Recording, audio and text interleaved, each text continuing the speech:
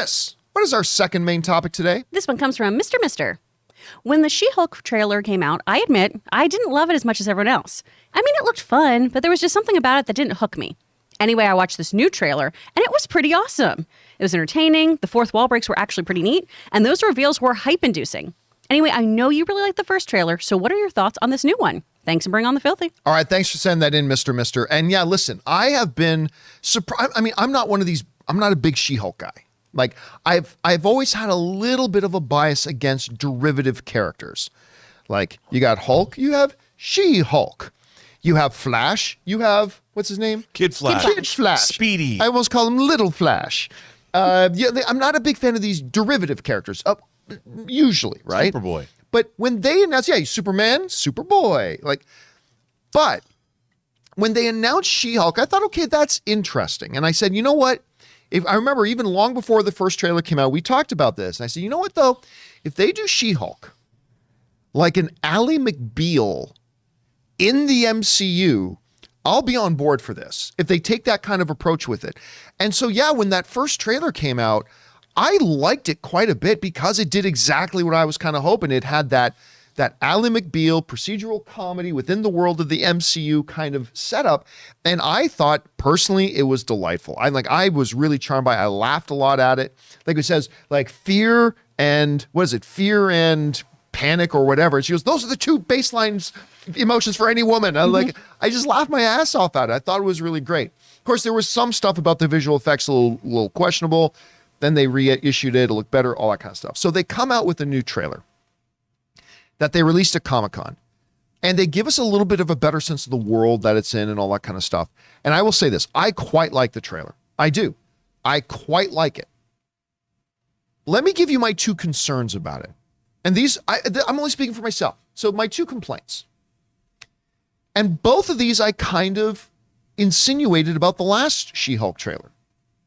Number one, the super is no longer unusual in the world of the MCU. This is something I've feared for many years, that eventually they keep expanding the MCU so much that pretty soon there's nothing extraordinary about any of these people anymore. Like, you watch the original Spider-Man movie, right? And it's like, this dude with powers, he is truly unique in this world. And they told a story that way. You get, the X-Men movies. These are individuals that are unique in this world and thus are hated and feared as a result of it. That was unique in that world. The MCU now I've joked about, but you go to any 7-Eleven in the MCU and there's 18 superheroes sitting on the roof patrolling for crime. I mean, there's... Or buying crack out front. Because, the boys teaches us, even superheroes have their vices, right? So, hero-gasm. So, I've always been kind of worried about it. And when you watch the She-Hulk trailer, it really leans into that. Everybody has superpowers now.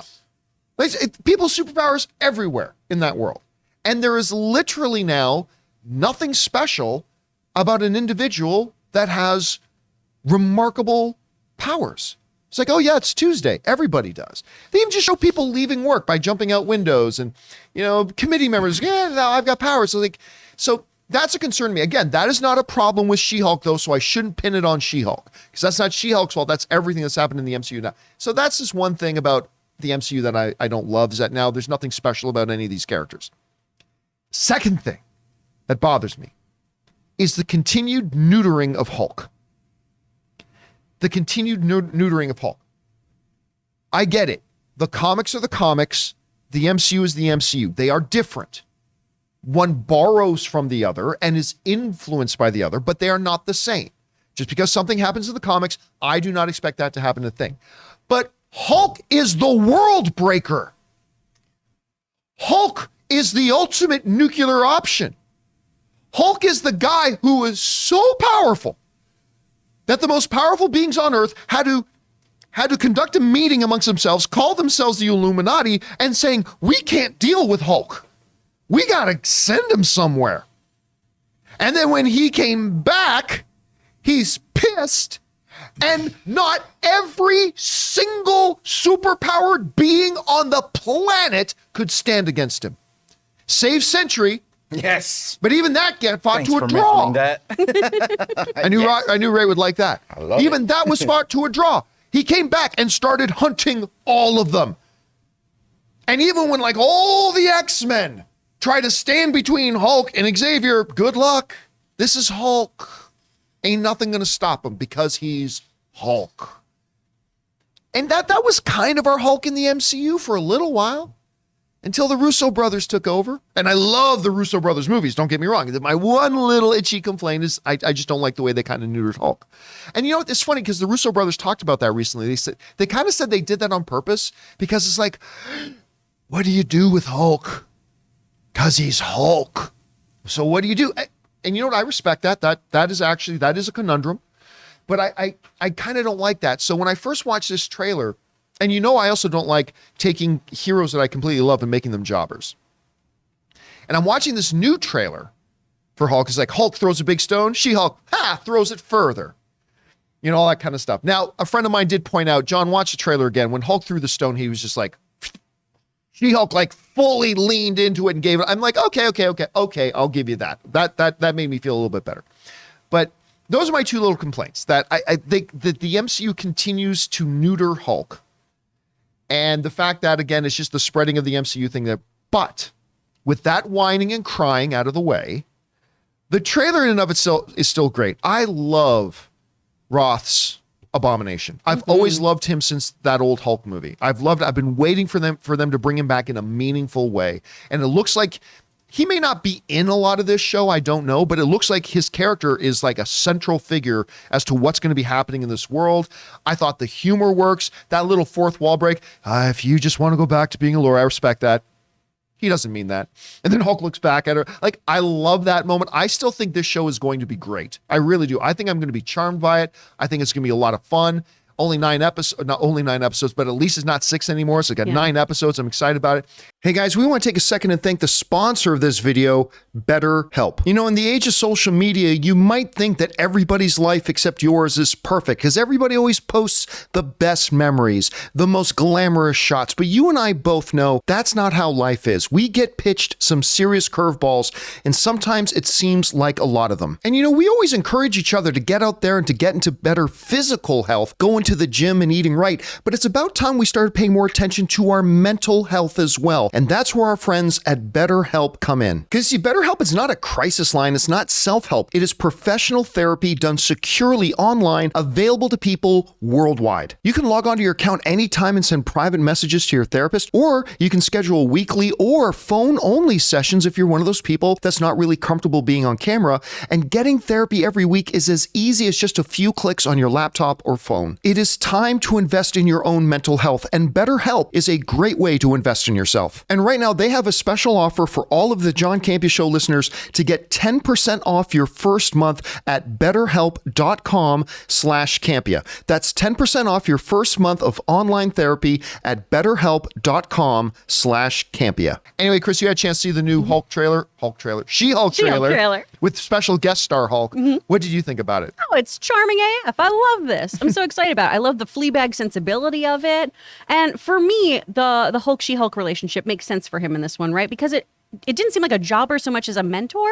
Yeah. I guess so. I had a kind of different perspective on it, especially because of She-Hulk's history and everything, of getting shot by Nick Trask and then getting the blood transfusion. Like, what do you do once you get superpowers in a way that you did not mean to get them? How do you do this, especially when you have a cousin who kind of is more like a brother to you, who's been going through this for years and years? You have a mentorship. So that made sense to me.